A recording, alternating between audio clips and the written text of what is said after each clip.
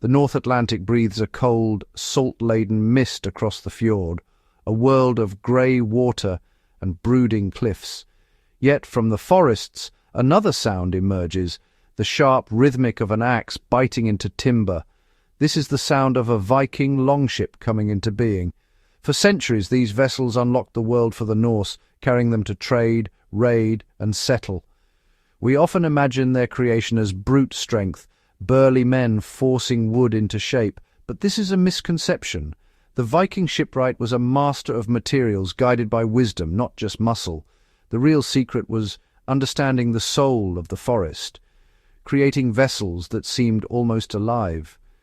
The genius of the Viking ship lay in its versatility, shallow draft for rivers, flexible hull for the open sea. This was no accident, but the result of a sophisticated engineering philosophy, resilience, adaptability, and harmony with nature.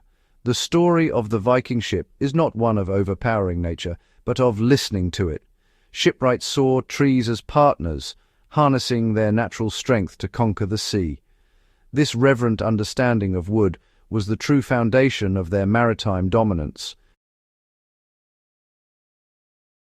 The shipwright's work began with a walk in the woods, a meticulous search for trees that held the promise of a ship within. He was both botanist and engineer, seeking tall, straight oaks for the keel and naturally curved branches for ribs and posts. By selecting trees with natural shapes, he worked with the wood, not against it, preserving its strength.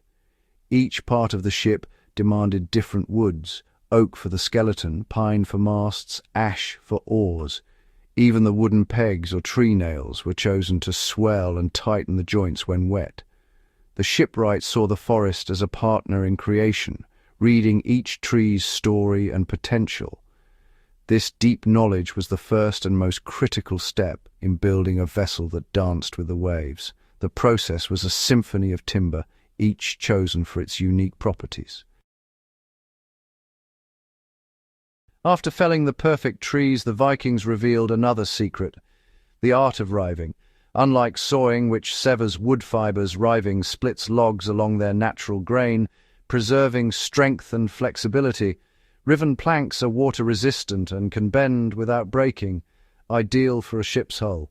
Saws were used sparingly. For hull planks, riving was essential. This process required skill and patience, reading the wood's twists and knots to guide the split. The result, planks engineered for the sea, their fibers aligned for resilience. When steamed and bent into the hull, their elasticity was preserved. This allowed Viking ships to flex and absorb waves, rather than resist them rigidly. Riving was not primitive, but a sophisticated choice born from centuries of observation. It was a conversation with the wood, resulting in vessels built to endure the harshest seas.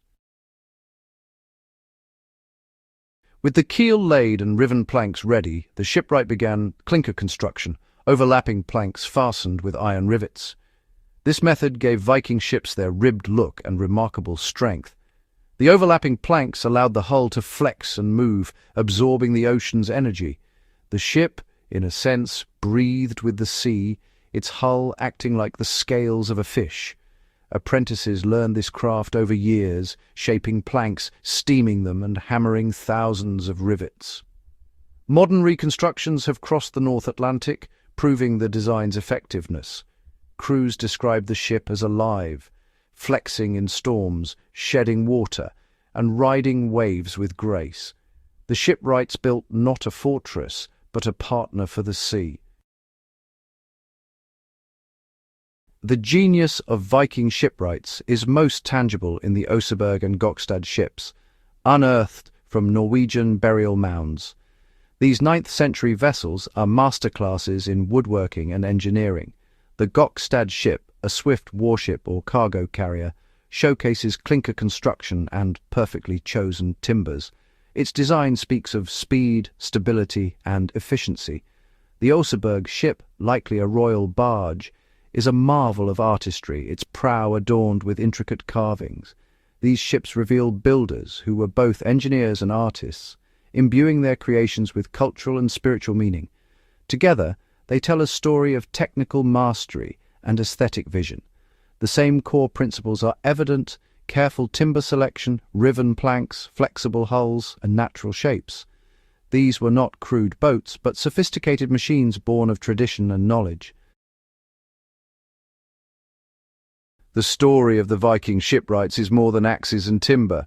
It's a lesson for our own technological age. True strength comes from understanding and working with nature, not overpowering it. The shipwrights listened to the oak, built vessels that moved with the sea, and valued resilience over rigidity. Their knowledge was passed down through apprenticeships, etched into muscle memory and shared experience. This fostered respect for material and tradition, ensuring excellence across generations. The Viking longship stands as a monument to ingenuity and harmony with the natural world. The shipwrights left us more than ships. They left a timeless reminder: mastery comes from understanding, not domination. True power lies in learning to listen, to